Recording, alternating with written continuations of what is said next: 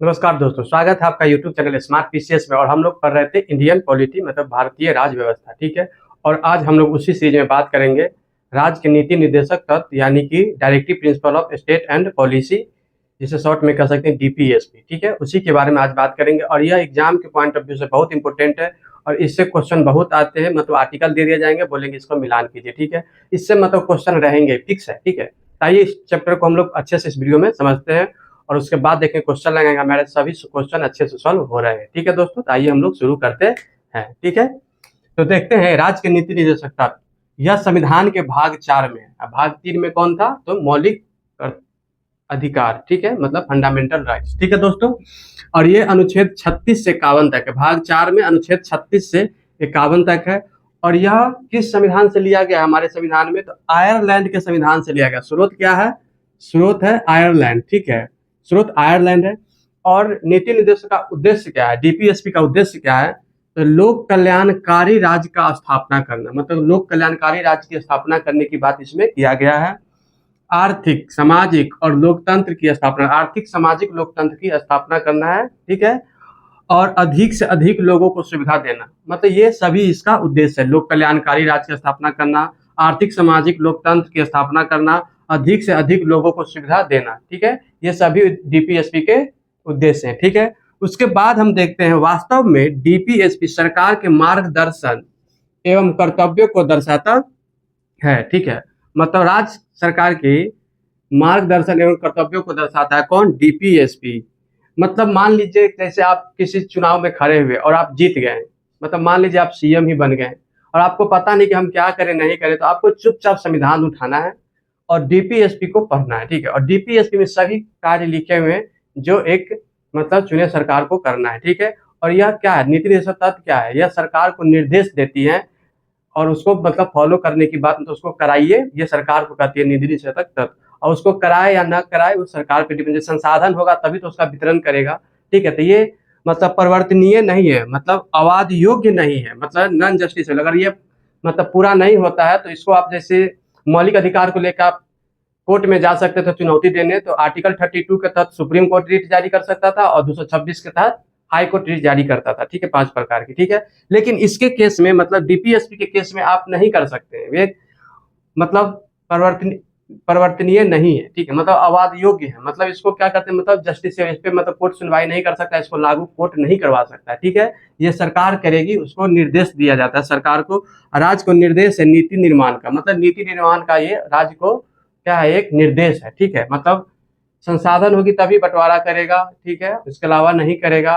और ये राज्य सरकार पे डिपेंड करता है, ठीक है दोस्तों। तो इनको एक निर्देश दिया जाता है, तो इस तरह से ये डीपीएसपी है। और डीपीएसपी को लेकर कुछ मतलब विद्वानों ने अपने राय दिए हैं। जैसे भीमराव अंबेडकर ने इन्हें अनोखी विशेषता कहा है, संविधान की अनोखी विशेषता कहा है। कौन? ये कहें भीमराव अंबेडकर, संविधान की अनोखी विशेषता, संविधान की अनोखी विशेषता कहें भीमराव अंबेडकर। किस चीज को कहें? डीपीएसपी को। और संविधान की आत्मा, जी ऑस्टिन ने संविधान का आत्मा कहा है। जी ऑस्टिन डीपीएसपी को संविधान का आत्मा कहा है। और एक और है जिसे संविधान का आत्मा कहते हैं, कमेंट बॉक्स में आप जरूर बताइए कि कौन है, किस चीज को और हम संविधान की आत्मा कहते हैं। आर्टिकल 32 को भीमराव अंबेडकर ने संविधान का आत्मा कहा था, ठीक है। और एक और है जिसे संविधान का आत्मा कहते हैं, वो आप लोग कमेंट बॉक्स में बताइए, ठीक है दोस्तों। ऐसी चेक जिसका भुगतान बैंक अपनी सुविधा अनुसार करे, केटी शाह ने कहा। मतलब डीपीएसपी के बारे में केटी शाह कहे हैं, ऐसी चेक है जिसका भुगतान बैंक अपनी सुविधा अनुसार करे, यह केटी शाह कहे, ठीक है। और डीपीएसपी को कौन कहे अनोखी विशेषता? ये भीमराव अंबेडकर कहे। डीपीएसपी को बोले, डीपीएसपी को संविधान की अनोखी विशेषता बोले कौन? B R Ambedkar. और सच्चा कूड़ादान, ये सच्चा कूड़ादान कौन बोले थे? T Krishnachari. T Krishnachari DPSP को सच्चा कूड़ादान बोले। डीपीएसपी को सच्चा कूड़ादान बोले कौन? टी कृष्णाचारी। और डीपीएसपी को अनोखी विशेषता बोले संविधान की अनोखी विशेषता कौन है? डीपीएसपी भीमराव अंबेडकर। तो ये सभी तथ्य याद रखिएगा दोस्तों, क्योंकि ये सब अपने आप में एक एक क्वेश्चन है, क्योंकि ये सब प्रीवियस ईयर में आए हैं, इसीलिए हमने इसे लिख दिया। अनोखी विशेषता, डीपीएसपी को अनोखी विशेषता कहे कौन? भीमराव अंबेडकर। संविधान की आत्मा कौन कहे? जी ऑस्टिन। और ये एक ऐसी चेक है जिसका भुगतान बैंक अपनी सुविधा अनुसार करे, केटी शाह लिखा गया। मतलब यहाँ पे बैंक हो गया राज्य अपना सुविधा अनुसार नीति बनाएगा। यही बात कहे हैं कौन? कैटिसा। डीपीएसपी को सच्चा कूड़ादान कौन बोले? टी कृष्णाचारी। इस तरह से इस बातों को ध्यान रखिएगा दोस्तों, क्योंकि बहुत इंपॉर्टेंट है। ये सभी लाइन एक एक क्वेश्चन है, ठीक है। इसे अच्छे से देख लीजिए और पढ़ लीजिएगा, हो सके तो अच्छे से लिख के 2-3 बार इसको मतलब लिख के प्रैक्टिस कीजिएगा, देखिएगा वीडियो को 2-3 बार, ठीक है दोस्तों। आगे देखते हैं हम लोग। उसके बाद हम लोग देखते हैं कि डीपीएसपी के जितने भी अनुच्छेद है उसका वर्गीकरण किया गया है, मतलब अध्ययन करने में बहुत सुविधा हो इसके लिए, ठीक है। तो जैसे है देखते हैं कि समाजवादी, गांधीवादी और उदारवादी विचारधाराओं में इसका वर्गीकरण किया गया है। तो समाजवादी विचारधारा में कौन से आते हैं? तो देखिए इसमें आते हैं आर्टिकल 38, 39, 41, 42, 43 और 47। ये सभी अनुच्छेद किस में आते हैं? समाजवादी विचारधारा में आते हैं, विचारधारा, ठीक है, समाजवादी विचारधारा। और गांधीवादी विचारधारा में कौन आते हैं? अनुच्छेद 40, 43, 43 बी, 46, 47, 48। और उदारवादी में अनुच्छेद 44, 45, 48 और 51। ये सभी अनुच्छेद आते हैं। इसी तरह से वर्गीकृत किया गया है समाजवादी, गांधीवादी और उदारवादी विचारधारा में, ठीक है दोस्तों। उसके बाद देखते हैं अनुच्छेद 36। तो अनुच्छेद 36 में क्या बात किया गया? तो इसमें बात किया गया राज्य की परिभाषा का बात किया गया है। भाग 4 में वही है जो भाग 3 में है, मतलब राज्य की परिभाषा भाग 4 में वही है जो भाग 3 में है। तो भाग 3 में किस अनुच्छेद में राज्य की परिभाषा हम लोग पढ़े थे मौलिक अधिकार में? आप लोग कमेंट करके बताइए, ठीक है दोस्तों। तो वही सेम भाषा इसमें है अनुच्छेद 36 में, ठीक है। उसके बाद देखते हैं अनुच्छेद 37 में क्या बात किया गया है। तो इसमें बात किया गया यह परिवर्तनीय नहीं है, मतलब अधिकारी नहीं है। परिवर्तन मतलब अगर लागू नहीं होता है, अगर यह निर्देश लागू नहीं करते सरकार, तो इसको कोर्ट में जाकर हम चैलेंज नहीं कर सकते हैं और कोर्ट भी इसे नहीं लागू करवा सकती है, ठीक है। और मूलभूत नहीं है, ठीक है। और नीति निर्माण में राज्य इन्हें शामिल करेगा, और नीति निर्माण में राज्य इसे शामिल करेगा, मतलब नीति है निर्माण में राज्य अगर कोई भी नीति बनाती है तो उसमें मतलब डीपीएसपी को ध्यान में रख के नीति बनाएगी, ठीक है। तो ये बात किया गया किसमें? अनुच्छेद 37 में, ठीक है। उसके बाद देखते हैं अनुच्छेद 38 में क्या बात किया? सामाजिक, आर्थिक और राजनीतिक न्याय की बात किया गया। 38(1) में इसको 2 कर दिया गया, 1 और 2, ठीक है। सामाजिक, आर्थिक और राजनीतिक न्याय। जैसे सामाजिक न्याय की बात करेगा तो देखिए नीति निर्माण में सामाजिक बात करेगा, आर्थिक, राजनीतिक और राजनीतिक न्याय, ठीक है। और 38(2) में क्या बात किया गया? राज्य आय, प्रतिष्ठा, सुविधा और अवसर की असमानताओं को दूर करेगा, ठीक है, दूर करे। तो जैसे ये कब जोड़ा गया? 44th कॉन्स्टिट्यूशनल अमेंडमेंट, 44th संविधान संशोधन, ठीक है। संविधान संशोधन हुआ था कब? 1978, ठीक है, 1978 हुआ था, उसमें ये जोड़ा गया 1978। और 42वां संविधान संशोधन कब हुआ था? 1974 में। और 42वां संविधान संशोधन उसको मिनी कॉन्स्टिट्यूशन ही बोला था, मतलब लघु संविधान भी उसे कहा जाता था। उस समय बहुत सारे संशोधन हुए थे, ठीक है, और वो 1974 में हुआ था, ये भी ध्यान रखिएगा दोस्तों, ठीक है। और देखिए जैसे यहाँ पे बोला गया राज्य आय, प्रतिष्ठा, सुविधा और अवसर की समानता असमानताओं को दूर करेगा। जैसे आय की मतलब करेगा, प्रतिष्ठा, सुविधा मतलब सुविधा, जैसे किसी को मान लीजिए किसी चीज की मतलब सुविधा मतलब है तो उसको सरकार के मतलब किसी को कम देगा, किसी को ज्यादा देगा। जैसे अगर मान लीजिए किसी का जमीन ज्यादा है तो सरकार चाहेगी कि जमीन एक करे। तो यहाँ पे देखिए आर्टिकल कुछ मतलब यहाँ पे जैसे मौलिक अधिकार का भी हनन होगा, इसको लागू करेंगे तो इसे हम लोग आगे पढ़ेंगे। मौलिक अधिकार और डीपीएसपी को तुलना करेंगे वहाँ पे, ठीक है। इसमें डीपीएसपी थोड़ा ऊपर हो जाता है, रखा जाता है। तो इस तरह से देखिए हम लोग आर्टिकल 38 तक, ठीक है। तो आर्टिकल 39, ठीक है। इसमें क्या कहा गया है? राज्य के नीति निर्माण हेतु निर्देश राज्य को दिया गया, मतलब राज्य को नीति निर्माण हेतु निर्देश दिया गया है और यह समाजवाद को बढ़ावा देते हैं, बढ़ाते हैं, ठीक है। अब देखते हैं अनुच्छेद 39 में ABC करके दिया गया है, बहुत इंपॉर्टेंट है दोस्तों, ध्यान से देखिएगा और समझिएगा। 39A सभी नागरिकों मतलब स्त्री पुरुष को आजीविका का साधन, मतलब सभी नागरिकों को जीविका का साधन, आजीविका मतलब कार्य का मतलब जीने के लिए जो भी साधन चाहिए उसका अधिकार दिया गया। रोजगार नहीं, आजीविका मतलब रोजगार हो जाता है वैसे, जैसे कि रोजगार में और आजीविका में क्या अंतर है? जैसे रोजगार हो गया आपको कि जैसे जो मेरा योग्यता है उसके अनुसार मतलब नौकरी मिला। जैसे अगर बीटेक किया तो इंजीनियरिंग का काम ही मुझे मिलना चाहिए, अगर कॉमर्स से आप सीए किए हुए तो बैंकिंग संबंधित काम ही आपको मिलना चाहिए। लेकिन जीविका में क्या होता है? मतलब जीने के लिए न्यूनतम जो भी आपको चाहिए जरूरत के साधन वो सभी मिलता है, आता है, वो आजीविका में आ जाता है, ठीक है। तो आजीविका का साधन होना चाहिए, स्त्री और पुरुष को मिलना चाहिए, इसमें बात किया गया, निर्देश दिया गया सरकार को कि उपलब्ध कराए। उसके बाद 39B में क्या कहा गया है? भौतिक संसाधनों पर समान वितरण, मतलब भौतिक संसाधन जो भी है उसको समान वितरण हो, सभी को बराबर में मिलना चाहिए। और 39C में क्या कहेगा, धन एवं उत्पादन के साधनों को केंद्रीकरण न हो, मतलब धन का मतलब संसाधन का केंद्रीकरण न हो, संकेंद्रण न हो, मतलब एक जगह ही किसी को न मिल जाए। जैसे कोई साधन है समाज में बांटना तो सबको इक्वल इक्वल मिले, किसी एक को ही न मतलब दे दिया जाए, इसलिए यहाँ पे कहा गया केंद्रीकरण पर रोक, केंद्रीकरण न हो, ठीक है, केंद्रीकरण पर रोक। यही 39A-B और 39C ये दो आर्टिकल है जो फंडामेंटल राइट पे हावी हो जाते हैं, और यहीं पे यही दो आर्टिकल के थ्रू मतलब फंडामेंटल राइट से ऊपर चले जाते हैं कौन, डीपीएसपी, फंडामेंटल राइट से ज्यादा वैल्यूएबल कौन है, डीपीएसपी, ठीक है दोस्तों। यही दो अनुच्छेद है, आर्टिकल 39B और 39C, ठीक है दोस्तों। उसके बाद देखते हैं हम आर्टिकल 39D, ठीक है। ये इसमें कहा गया है स्त्रियों और पुरुषों को समान कार्य के लिए समान वेतन, ठीक है। तो यहाँ पे क्या बात करें, स्त्री पुरुष को समान कार्य के लिए समान वेतन की बात किया गया है। और ये किसके, और ये इसके लिए आप न्यायालय जा सकते हैं, अगर आप स्त्री पुरुष समान कार्य के समय अगर रकम नहीं दिया जा रहा है, इसके लिए आप मतलब कोर्ट जा सकते हैं, और यह संवैधानिक लक्ष्य को प्राप्त करने की बात है, इसके लिए आप कोर्ट जा सकते हैं, ऐसा इसमें कहा गया था आर्टिकल 39D में, ठीक है।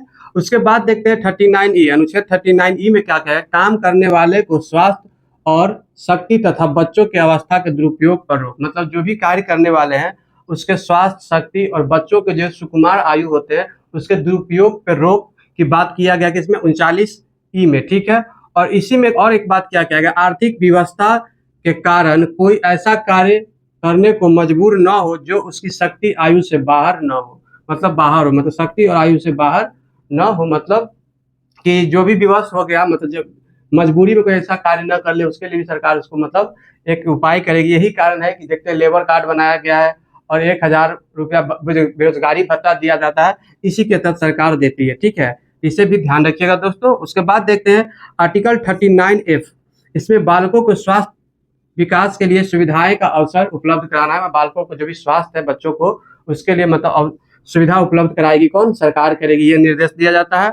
और 39F ये कब जोड़ा गया, 42 कॉन्स्टिट्यूशनल अमेंडमेंट एक्ट 1974 में, और यह 42वां संविधान संघ, पीछे ही बोले थे कि यह मिनी कॉन्स्टिट्यूशन कहा जाता है कि 1974 में जो हुआ था, क्योंकि इसमें बहुत सारा संशोधन हुआ था। इसमें कहा गया समान न्याय एवं निःशुल्क विधि सहायता प्रदान करे, मतलब समान न्याय और विधि कानूनी सहायता जो है, समान न्याय के लिए कानूनी सहायता मतलब निःशुल्क उपलब्ध कराए सरकार लोगों को, ठीक है। ये बात कहा गया 39A में, अब 42वां संविधान द्वारा इसे जोड़ा गया है। आप national legal authority act 1987, national legal authority act 1987 के तहत आप इसके लिए बोल सकते हैं, ये प्रावधान किया गया, मतलब निःशुल्क कानूनी सहायता उपलब्ध कराया जाए। इस तरह से दोस्तों हम लोग देख लिए आर्टिकल 39 पूरे डिटेल में, ठीक। अनुच्छेद 40, ठीक है, इसमें पंचायती राज व्यवस्था की बात किया गया है, और इसी से जुड़े संविधान संशोधन हुए थे कब, 73वां संविधान संशोधन और 74वां संविधान संशोधन, ठीक है। और 73वां संविधान संशोधन में क्या है, ग्राम पंचायत, और 74वां में क्या है, नगर निगम, ठीक है दोस्त। तो इसको भी ध्यान रखिएगा, इसी से जुड़े थे ये दोनों संविधान संशोधन, 73वां और 74वां ग्राम पंचायत और 74 में नगर निगम, ठीक है। उसके बाद देखते हैं अनुच्छेद 41, इसमें बात किया गया है कुछ दशाओं में काम पाने का अधिकार। जैसे वो क्या दशा हो सकता है, स्पेशल कंडीशन है, बेकारी जब रहेगा उस समय काम पाने मतलब सुविधा उपलब्ध कराएगी काम उस समय सब इन लोगों के लिए।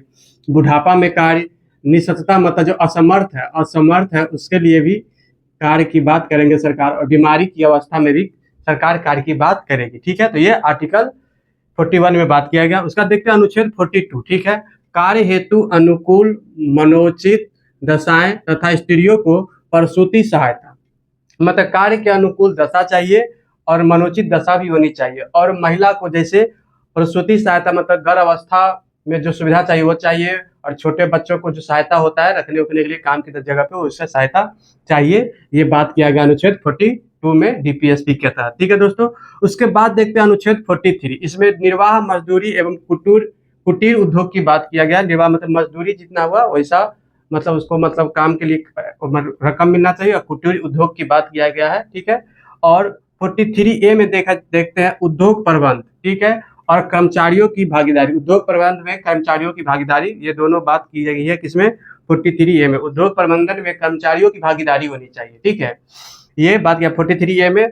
और 43B में बात किया सहकारी समिति की बात है, कोऑपरेशन सोसाइटी की बात किया गया है। और ये कब जोड़ा गया था, तो ये जोड़ा गया था 97 कॉन्स्टिट्यूशनल अमेंडमेंट में जोड़ा गया था, संविधान संशोधन में जोड़ा गया था। कब, 43B सहकारी समिति की स्थापना।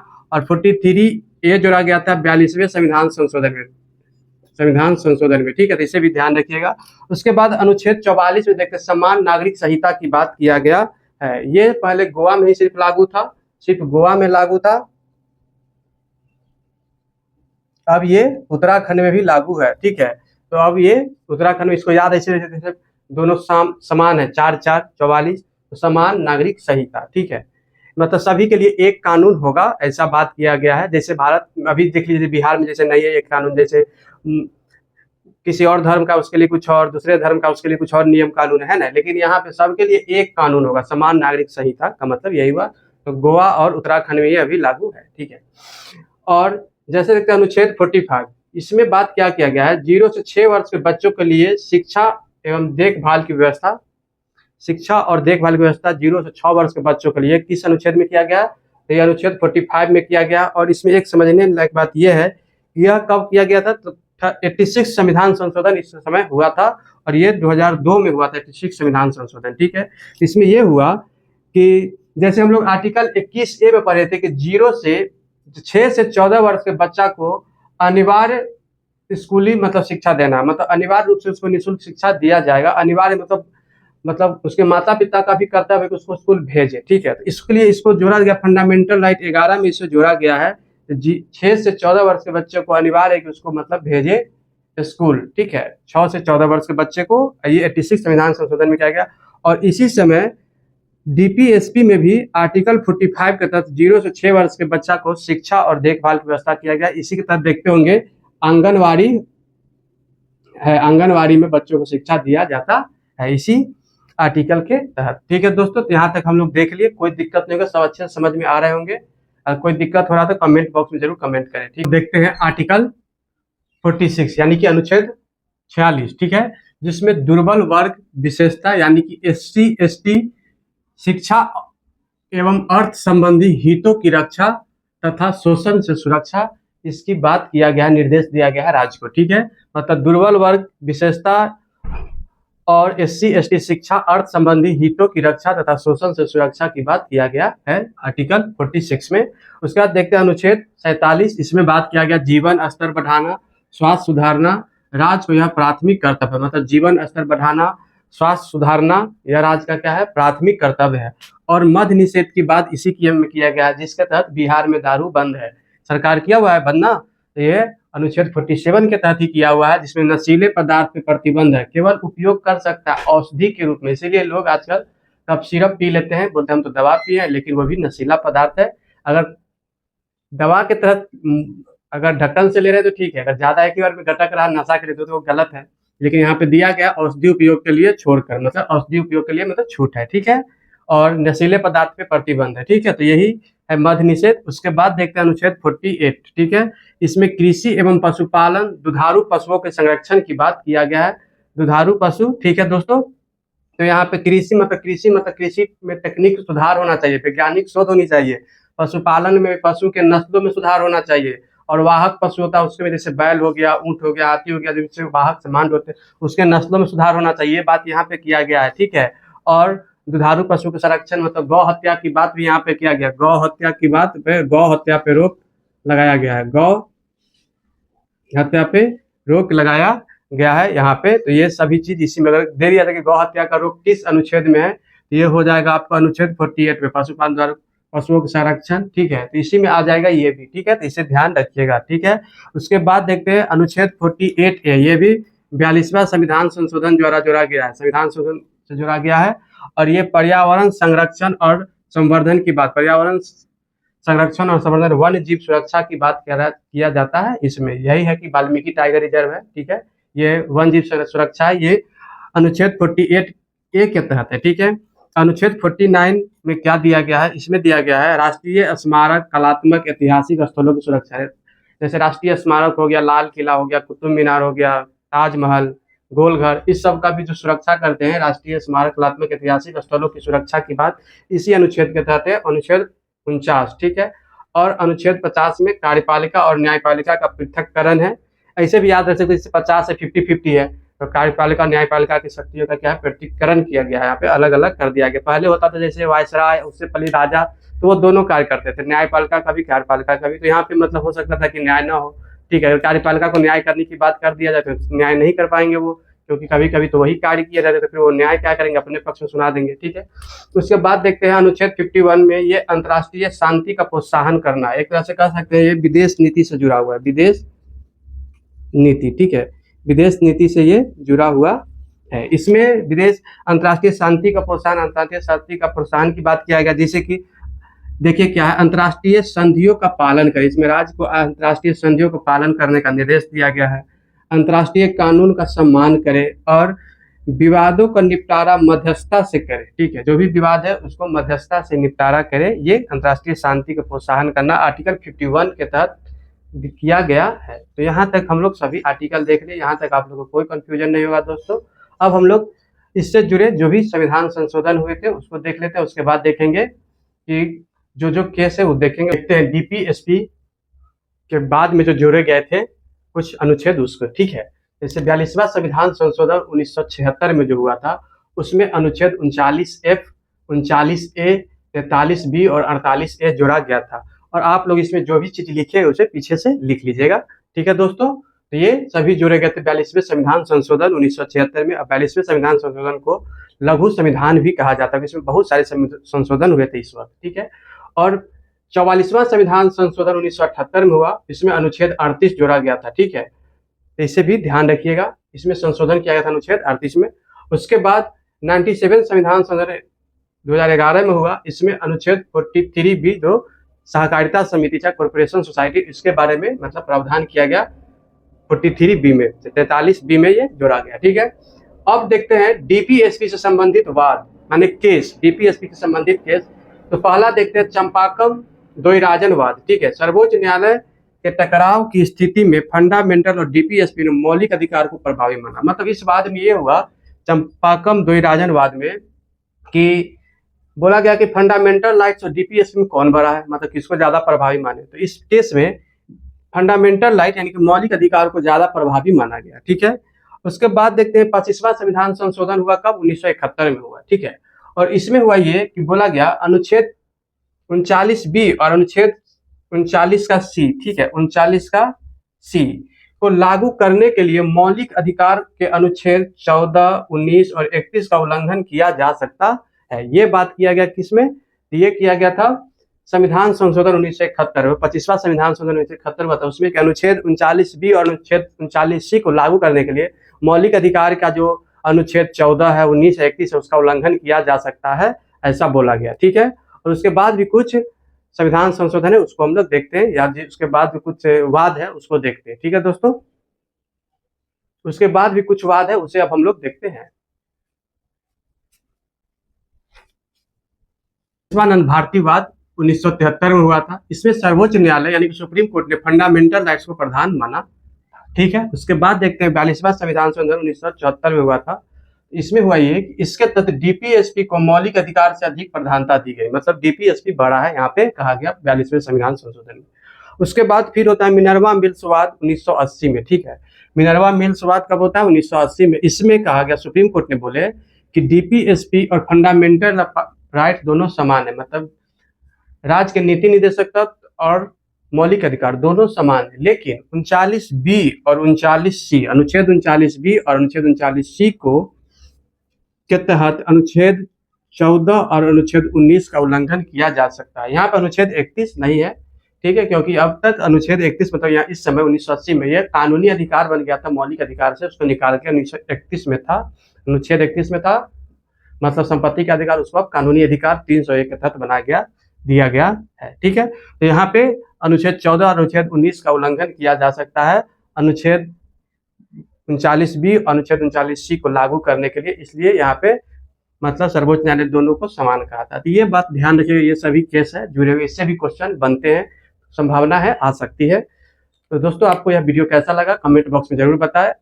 आशा करते हैं आप लोग को बहुत अच्छे से समझ में आया होगा। आप लोग क्वेश्चन लगाइए, एक भी क्वेश्चन मुझे नहीं लगता आप छूटेगा। ठीक है दोस्तों, अच्छा लगे तो चैनल को सब्सक्राइब करें, शेयर करें और लाइक करना बिल्कुल ना भूलें। आज के लिए इतना ही, मिलते हैं नेक्स्ट वीडियो में। धन्यवाद।